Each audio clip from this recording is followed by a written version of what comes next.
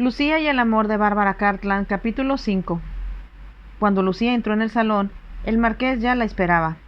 Al verlo, en la hermosa habitación de altas sillas con tapicería bordada y muros cubiertos de finos tapices, notó que se había cambiado la chaqueta, rasgada por el estilete.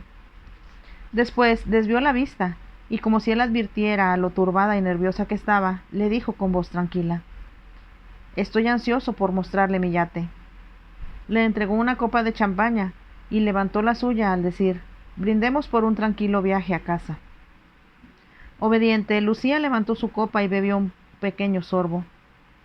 «Me dijo», comentó el marqués, «que podía montar un caballo brioso. Espero que el caballo de mar no sea demasiado brioso para usted». «No me sentí mal en el viaje hasta aquí», balbuceó Lucía. «Iba a preguntarle si había venido por mar o por tierra. En lo personal, yo prefiero el mar». El marqués terminó su champaña y dejó la copa sobre una mesa. «Sé que le agradará saber que he dado instrucciones precisas a mi secretario para que se empaquen con gran cuidado las pinturas de su padre. Será lo primero que lleven a bordo». Lucía ya suponía correctamente que la súbita decisión del marqués de volver a casa implicaría mucho trabajo para la servidumbre. Desde que llegara al palacio había notado la gran cantidad de cosas que había traído de Inglaterra. Las sábanas, las toallas, los manteles y servilletas tenían bordado su monograma, y los adornos de oro sobre la mesa también lo tenían grabado. La champaña, así como los demás vinos franceses, habían sido traídos de Inglaterra. En el palacio, numerosos sirvientes eran ingleses, y Lucía suponía que pertenecían a la servidumbre personal del marqués. Advirtió que le esperaba y tomó otro sorbo de su copa. «¿Nos vamos?», preguntó él. «Sí, por supuesto», contestó y se puso de pie. Tuvo la sensación de que no solo estaba ansioso por volver a Inglaterra, sino aún más por escapar de Venecia, y podía comprender que no deseara volver a ver la temperamental cantante. Recordó ahora que lo había herido en el brazo y le preguntó: «¿Está bien su brazo?». «Fue solo un rasguño». «¿Lo lavaron y vendaron?». «Hasta un rasguño puede ser peligroso si no se atiende con cuidado». «Lo haré cuando lleguemos al yate». Se dirigió hacia la puerta y Lucía lo siguió. Cuando bajaron por la escalera, él dijo: «Tengo la impresión de que se preocupa por mí, pero no es necesario que lo haga». «Sí es necesario. ¿Y si le sucede algo?». El marqués sonrió. «¿Piensa en mí o en usted?». Por un instante se sintió turbada por la pregunta. Entonces respondió: «Para ser sincera, en ambos». El marqués sonrió. «No era la respuesta que esperaba. La felicito, Lucía, por ser un fenómeno un poco usual, una mujer que dice la verdad». Lucía no contestó y el marqués descubrió que de nuevo podía leer sus pensamientos. Sabía que pensaba en que debía conocer a algunas mujeres muy extrañas. Entonces se dijo que, como había vivido muy tranquila en el campo con sus padres, Lucía no tenía idea de las mentiras, intrigas y tretas que utilizaban las damas de sociedad. Y en cuanto a las bellas del otro círculo mundano, el engaño era parte de su profesión. Mientras la góndola se movía con rapidez en las aguas del Gran Canal, se preguntó de qué forma la presencia de Lucía afectaría su viaje de regreso a casa. Imaginaba que sería muy diferente a su solitaria travesía rumbo a Venecia. La miró y pensó que con su sencillo vestido blanco que había usado durante todo el día y el chal que le cubría los hombros, estaba tan linda que apenas podía creer que su belleza fuera real. «Tal vez es solo parte de Venecia», se dijo, «y como una flor exótica no podrá sobrevivir si se la trasplanta a otro ambiente». Pero recordó que era inglesa, o al menos eso decía, aunque algo en ella le indicaba que no era del todo verdad. Como si adivinara que pensaba en ella, Lucía lo miró con expresión interrogante y el marqués le preguntó: «¿Se despide de Venecia?». «Trato de recordar lo que papá decía de ella. Si estuviera aquí, nos diría que miráramos la luz». Como ya era avanzada la tarde, el extraño tono durazno que el marqués había notado antes parecía teñir los palacios y el agua. Recordó que alguien había dicho una vez que una de las peculiaridades de la luz de Venecia era que su intensidad provenía tanto del horizonte como del sol. Ahora, al mirar a la distancia, el marqués se preguntó si Alcester podría pensar que había alcanzado nuevos horizontes en su mente y quizá, para decirlo de una forma poética, abierto nuevas ventanas para su alma. Se rió de sí mismo con sarcasmo y pensó que nada había cambiado. Francesca se había comportado un tanto más exagerado que otras mujeres que había tenido bajo su protección y había adquirido 6 cuadros de un artista desconocido. Eso era todo. Lucía hizo un movimiento con una de sus manos y, con cinismo, se preguntó si podría añadirla a su lista. Su yate se destacaba entre todos los otros anclados en el puerto, como un fino semental junto a caballos de menor calidad. Se había diseñado para ser veloz, según el modelo de los barcos piratas norteamericanos, que habían probado ser superiores a cualquiera otra embarcación. El almirantazgo había capturado uno y solicitado a los constructores de navíos que lo estudiaran con cuidado. Cuando terminó la guerra con Napoleón, el marqués ordenó que se le construyera un yate privado acorde con ese diseño. El caballo de mar provocaba admiración y envidia en todos los propietarios de embarcaciones, donde quiera que lo llevase, y no le sorprendió descubrir una multitud que lo admiraba cuando él y Lucía subieron a bordo. El capitán lo saludó y el marqués le dijo: «Espero que haya recibido mi mensaje, capitán Bateson. Deseo zarpar hacia Inglaterra tan pronto como sea posible, pero tendremos que esperar que suban a bordo el equipaje, lo que tardará un poco. A petición del señor Johnson, su señoría, envié 6 marineros para que ayuden en el palacio». «Gracias, capitán». El marqués guió a Lucía hacia el salón. En cuanto lo vio, observó que el caballo de mar era diferente a cuanta embarcación había conocido o imaginado.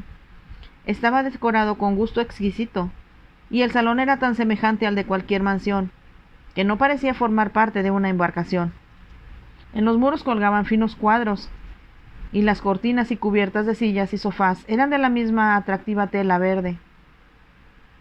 Miró a su alrededor y el marqués escudriñó su rostro antes de preguntarle: «Bien, ¿cuál es su veredicto?». Ella le sonrió antes de responder: «¿Necesita preguntarlo? Es hermoso y muy diferente a lo que esperaba». «¿Y qué esperaba?». «Supongo que algo austero y práctico. Al diseñarlo pensé más en mis huéspedes que en mí mismo». Ella imaginó que se refería a que allí invitaría a hermosas mujeres, y al recordar a Francesca Rosso, el rubor tiñó sus mejillas. «Olvídela», ordenó el marqués con voz tranquila. «Ese capítulo está terminado, y ahora volvemos la hoja para iniciar uno nuevo». Lucía sonrió para demostrarle que comprendía lo que quería decir y exclamó: «Pero primero que nada, antes de pensar en otra cosa, debemos atender su brazo. Aunque no lo admitirá, creo que comienza a dolerle. Lamento decirle que sus palabras me recuerdan a una niñera que tuve. Pero así impido que me riña. Si así impido que me riña, será mejor que me acompañe a mi camarote y me demuestre sus habilidades para eliminar mi dolor». Cuando entraron en el camarote principal, Lucía se impresionó aún más. Sobre los muros colgaban cuadros muy atractivos sobre temas marinos, y una gruesa alfombra cubría el piso.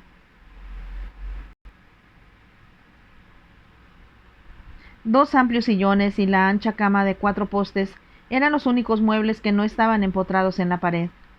Mientras Lucía miraba a su alrededor, el marqués se quitó la chaqueta. Ella lanzó una exclamación al ver que había mancha de sangre sobre la camisa blanca. A medida que se desanudaba la corbata y dejaba al descubierto el hombro y el brazo, el marqués comentó: «Cuando me cambié de chaqueta no me di cuenta de que sangraba». Lucía revisó lo que era una larga cortada, producida por la punta del estilete a través de la manga de la chaqueta, en lo alto de su brazo. «¿Qué me hará? ¿Puede darme un poco de brandy?». El marqués levantó una ceja. «¿Se lo va a beber usted o me lo dará a mí?». «Ninguno de los dos. Lo usaré para limpiar la herida y evitar que se infecte. Si eso sucediera, le daría fiebre. Ahora trata de preocuparme». Mamá siempre insistía en que cualquier herida era peligrosa si no se mantenía limpia. De hecho, el brandy se usó para ese fin durante la batalla de Trafalgar, y debió usarse también por 10 años más tarde en Waterloo. Me parece que me reprocha mi ignorancia, pero estoy dispuesto a reconocer que sus conocimientos son superiores a los míos. El marqués se dirigió hacia la cama para tomar una campana dorada que había junto a ella. La hizo sonar y un momento después se abrió la puerta. «Pasa, Evans», le indicó a su ayuda de cámara. «La señorita Beaumont insiste en que debo usar mi mejor brandy para limpiar la herida de mi brazo». «¿Herida, señor? ¿Qué le sucedió a su señoría?» El marqués sonrió. Sabía bien que Evans debía haberse enterado de lo sucedido en el palacio. Nada podía ocultarse a la servidumbre, y Evans, tan protector, debió haberse horrorizado al saber que una mujer se había comportado de ese modo con su amo. «Ya lo ves», contestó el marqués de buen humor, «y ahora será mejor que hagas algo por mí». «La señorita Beaumont tiene razón. Es una herida fea y debe limpiarse. De lo contrario, su señoría sufrirá de delirios como un loco». «Espero que no», protestó el marqués. Evans sacó una botella de brandy de un armario y sirvió un poco en un vaso. Lucía observó cómo mojaba con él un lienzo de lino blanco y lo aplicaba sobre la herida. Como el brandy le causó dolor, el marqués apretó los labios, pero no se quejó. Y cuando la herida quedó limpia a satisfacción de Evans, éste se volvió hacia Lucía para preguntarle: «¿Usted le pondrá la venda a su señoría o lo hago yo?» El marqués se asombró. Era la primera vez que Evans permitía que alguien compartiera con él los cuidados de su amo, ya que incluso sentía unos celos absurdos del resto de los sirvientes. Pensó que el hecho de mostrarse agradable con lo que pensaba era el nuevo interés del marqués era su forma de demostrar su desaprobación por el comportamiento de Francesca. «Por favor, hágalo usted. Si es necesario, yo lo ayudaré, pero estoy segura de que usted es más competente que yo». Se mostraba como una mujer de mucho tacto, pensó el marqués, ya que Evans, después de su magnánimo gesto, se habría sentido muy molesto si ella hubiera aceptado la sugerencia. Vendó con habilidad el brazo del marqués, después de colocar sobre la herida un cojincillo por si volvía a sangrar. «Gracias, Evans. Y ahora, mientras me cambio de camisa, sugiero que lleves a la señorita Beaumont a su camarote. Me parece que estará muy cómoda en el Waterloo». A Lucía le sorprendió el nombre, pero el marqués no explicó nada más, y ella siguió a la ayuda de cámara hacia el camarote contiguo. En cuanto entró en él, comprendió la razón por que se la llamara como a la batalla, después de la cual el marqués había sido condecorado por su valor. Había 3 cuadros en la habitación, 2 de la batalla y en el otro un retrato del duque de Wellington. Evans los miró con satisfacción. «Nos traen recuerdos a los que estuvimos allí». «¿Estaba usted con su señoría?» «Lo estaba. Lo cuidaba como lo hago ahora. Es valiente como un león y nunca piensa en sí mismo». Lucía miró la gran cama de cortinas azules y el mobiliario empotrado muy similar al dormitorio del marqués. «Estará cómoda aquí, señorita, y su equipaje no tardará en llegar. Ya estaba empacado cuando salí del palacio». «Gracias, muchas gracias». En cuanto el ayuda de cámara la dejó para volver al lado de su amo, puso su chal sobre un sillón y comenzó a quitarse el sombrero. El camarote era muy diferente al que había ocupado durante el viaje a Venecia con sus padres. El otro era austero e incómodo, con una sola ventanilla. Cuando por la noche se acostaba en su litera, se sentía como si estuviera en un ataúd. Pensó en lo emocionante que era viajar con tanto lujo y en compañía del marqués. Se acercó a la ventanilla para mirar al sol, que se hundía en el horizonte y dejaba un último resplandor dorado sobre el agua. «Me alegro de irme de Venecia», se dijo con confianza. Sin embargo, era una agonía saber que dejaba atrás a sus padres enterrados en la ciudad de la luz. «Tal vez debí quedarme allí para estar cerca de ellos», pensó. Entonces recordó lo mucho que le asustaba estar sola y que los hombres le hablaran y la siguieran, por mucho que tratara de evitarlos. «En Inglaterra será diferente», se consoló.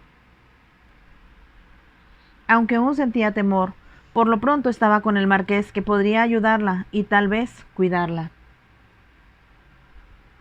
En ese momento recordó la frialdad de la voz de él cuando se dirigió a Francesca, y temió que así como podía ser encantador, bondadoso y comprensivo, también era duro y despiadado.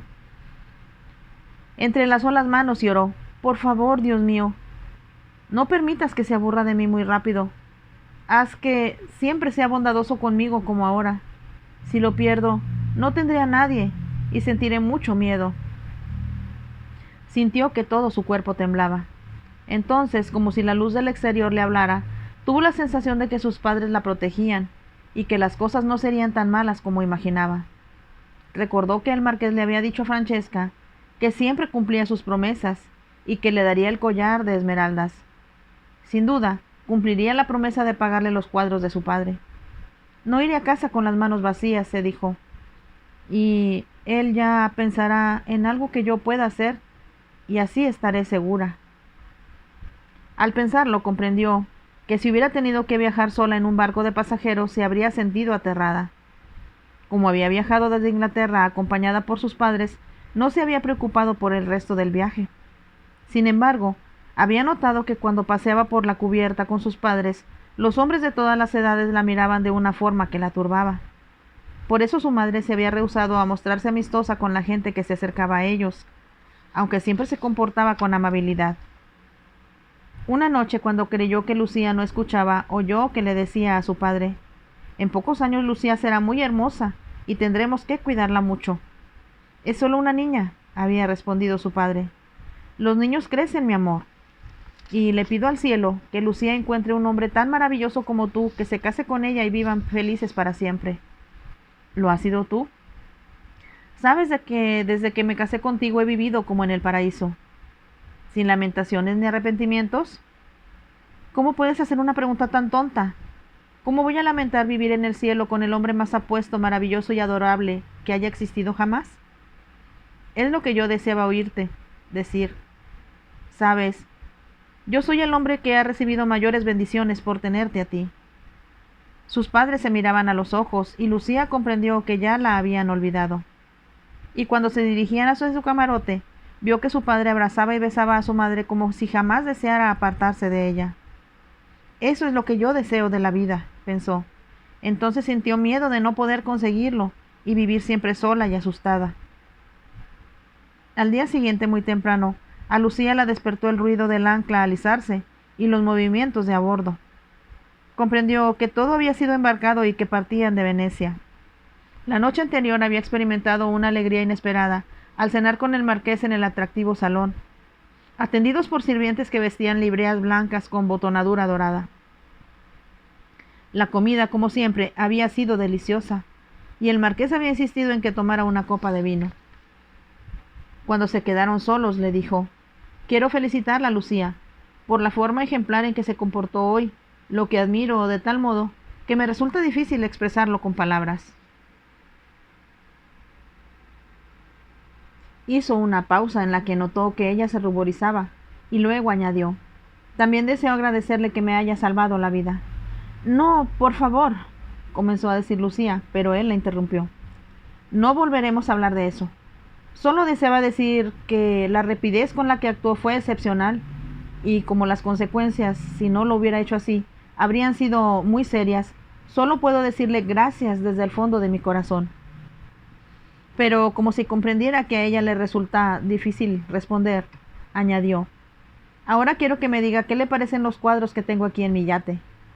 Sonrió y continuó diciendo: «Fue un gran placer para mí encontrarlos, en especial los de esta habitación, y mañana le mostraré los demás camarotes, todos los cuales llevan el nombre de alguna batalla en la cual tomé parte». «Es una idea muy original, señor». Eso fue lo que opinó el duque de Wellington cuando le dije que no solo tenía su retrato en mi yate, sino también una habitación en mi casa de Londres dedicada a él y a las batallas a las que participé bajo su mando. Debe ser algo muy interesante para quien tenga el privilegio de verlo. Me mantendrá ocupado y tengo la intención de hacer un viaje a Francia, especialmente para buscar cuadros pintados durante la guerra por los artistas franceses. La gente nunca debe olvidar lo mucho que Inglaterra sufrió durante los años que combatió contra Napoleón, señaló Lucía como si hablara consigo misma. Pero ahora que la guerra ha terminado, hay muchas otras cosas por hacer. Sorprendido, el marqués se preguntó: ¿a qué se refiere? Lucía pareció titubear antes de decir: «Mamá y yo siempre leíamos los informes del Parlamento, y después de los problemas que hubo en el norte, yo tenía la esperanza de que alguien como usted luchara porque se llevara a cabo las reformas que tanto se han retrasado». El marqués la miró con asombro. Sabía que se refería a los levantamientos de los trabajadores en Manchester, que habían causado un considerable número de muertos y 12.000 heridos. Cuando los que se rebelaron contra los sufrimientos y privaciones de su grupo fueron abatidos y severamente castigados, pareció que sus esfuerzos habían sido inútiles. Pero a la vez, tanto en el Parlamento como en todas partes, aumentaron las protestas ante la necesidad de reformas y porque el gobierno se había negado a escucharlos. Me temo que no estoy muy interesado en política, comentó el marqués. Pero debería estarlo, objetó Lucía. Estoy segura de que el primer ministro y su gabinete lo escucharían si usted luchara contra las múltiples injusticias que se someten en todo el país. Con cierto buen humor, el marqués pensó que ella le hablaba como lo había hecho Alistair, y respondió: No sé por qué la gente no me deja en paz. Estoy totalmente satisfecho con mis éxitos en el mundo deportivo, con la administración de mis casas y propiedades, y con divertir y agasajar a mis amigos. Se produjo un silencio y presintió que Lucía no estaba de acuerdo con él. Un tanto agresivo exclamó: Está bien, diga en voz alta lo que piensa, de lo que usted cree que hago mal. Estoy segura de que nunca haría nada mal, contestó Lucía con suavidad. Pero cuando alguien es tan dinámico e inteligente como usted, su país lo necesita durante el tiempo de paz, tanto como cuando era un líder en el campo de batalla. El marqués se reclinó en su silla y la miró como si no pudiera creer que fuera real. Jamás había cenado con una mujer hermosa que le reprochara no hacer más por el interés nacional. Por lo general, en tales ocasiones, la conversación giraba alrededor de lo que harían juntos, y en lo que a su pareja solía referirse, el país no existía. Realmente sugiere que debo lanzar elocuentes discursos, parados sobre una caja de jabón en un parque, como los oradores del Parque Hyde, que protestan en nombre de pequeñas minorías que no tienen otra forma de hacerse escuchar? Preguntó con ánimo de discutir. ¿Estás seguro de que son pequeñas minorías? Por lo que leí antes de salir de Inglaterra, y lo poco que pude saber después que llegamos a Venecia, parece que existe una gran cantidad de gente que está muy descontenta, aunque los grandes terratenientes y quienes se sienten en la Cámara de los Lores sí están satisfechos. Si lo hubiera atacado un ave de las que revoloteaban en el puerto, el marqués no se habría asombrado tanto. Para él era casi increíble que alguien tan etérea y femenina le hablara como lo habría hecho cualquiera de sus contemporáneos. Sé con exactitud lo que quiere decir Lucía, pero le seré franco. Me parece que ya hay bastante gente que se preocupa por los pobres, por los derechos democráticos y por los católicos, entre otras cosas. A mí en lo particular es algo que no me interesa. Debería interesarle, insistió Lucía. ¿No comprende que esa gente tiene pocos representantes con su talento y su influencia? Es por eso que solo alguien como usted podría ayudarles. El marqués sabía que en otro momento se habría reído y burlado de tal sugerencia. Sin embargo, había algo persuasivo en la forma en que hablaba Lucía. O quizás se debía a que aún estaban en Venecia y algo afectado por los sucesos del día. Lo cierto es que se sorprendió a sí mismo, casi convencido de que descuidaba lo que era su deber. ¿Por qué he de convertirme en paladín de los desafortunados?, preguntó con un ligero tono agresivo en la voz. La respuesta es sencilla: porque usted es afortunado. El marqués rió sin poder evitarlo. Veo que tiene respuesta para todo, pero cuando vuelva a Inglaterra encontraré que me esperan tantas cosas que hacer que dudo tener tiempo para pensar en nada más. Pero lo intentará. Prométame que lo intentará. La palabra prométame le hizo recordar a Francesca, que había dicho que los ingleses siempre cumplían su palabra, a lo que él había respondido que jamás faltaba la suya. Tenía la sensación de que Lucía intentaba acorralarlo en un rincón del que le sería muy difícil salir. Si alguna vez me convierto en un fanático de las reformas, como Corbett o Wilbrord, sin duda resultaré pesado y aburrido.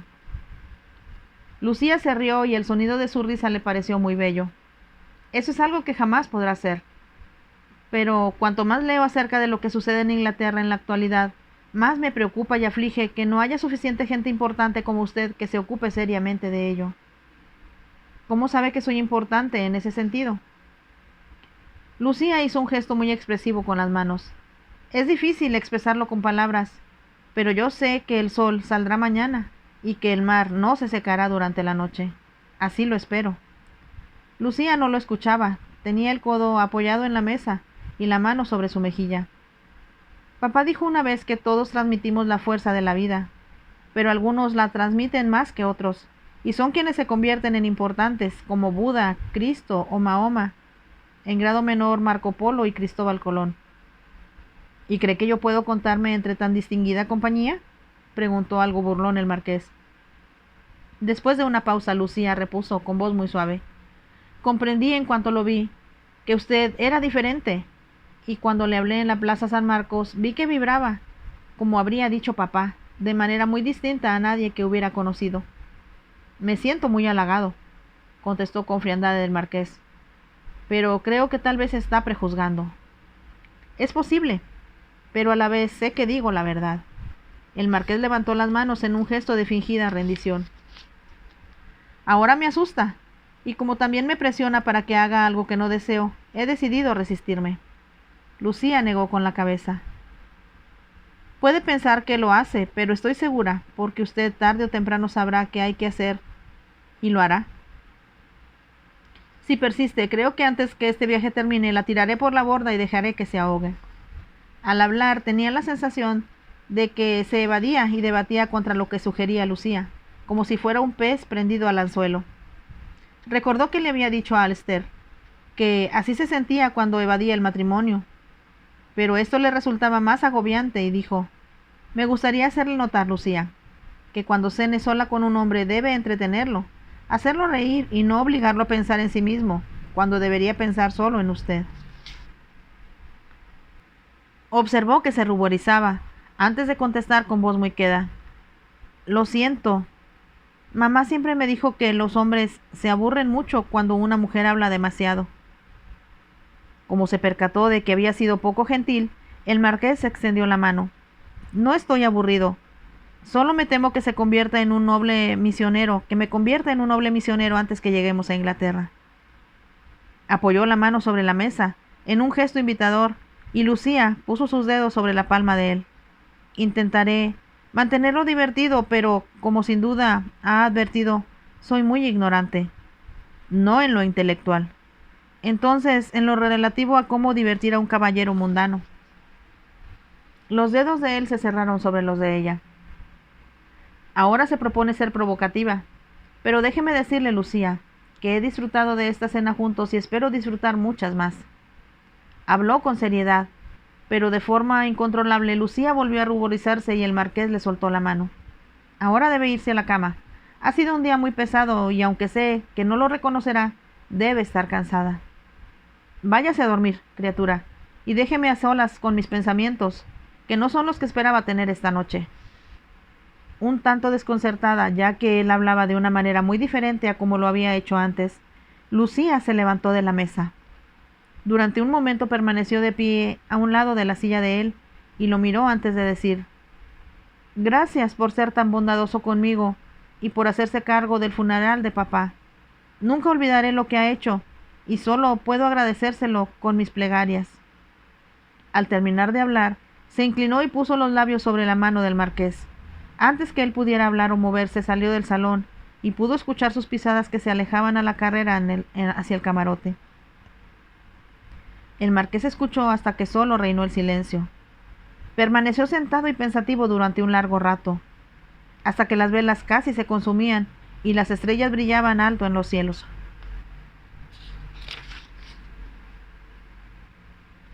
En su camarote, Lucía permaneció de pie inmóvil, con las manos sobre las mejillas. No podía decidir si se ruborizaba por haber cometido tantos errores, o si se debía a que la voz del marqués había sido gentil cuando le indicó que se retirara a dormir, y le dijo que había disfrutado cenando con ella. Es tan magnífico, pensó, que debería gobernar como rey en un país donde no habría injusticia, ni hambre, ni crueldad. Al pensar en él, y en todo lo que había hecho por ella, sentía que su figura se agrandaba cada vez más, hasta que cubría todo el universo y no existía nada más que él. Se acercó a la ventanilla, abrió la cortina y miró la noche. Tal vez tenga razón al decir que debo divertirlo y hacerlo reír, se dijo. Entonces tuvo la sensación de que, aunque había discutido con ella, en realidad había reaccionado ante lo que le había dicho. Comprendió, sabe lo que le quería decir, se dijo. Recordó el tiempo en que ella y su madre leían en los periódicos los artículos acerca de los sufrimientos de la clase trabajadora. Desde que vivían en Little Morden, se había dado cuenta de la apatía del gobierno después de la guerra y de la terrible situación de los lisiados y desempleados que carecían de ayuda y no tenían siquiera una pensión digna después de haberse sacrificado luchando por su patria. También sabía cómo se explotaba a los niños, que eran utilizados para limpiar chimeneas o esclavizados en las minas, y a las mujeres en las casas de placer, cuya existencia se permitía en Londres y en otras grandes ciudades. Como Lucía era muy sensitiva, le parecía increíble que todo eso sucediera al mismo tiempo que los acaudalados aristócratas se dedicaban al juego, a la equitación y, como el rey, a apilar una montaña de deudas.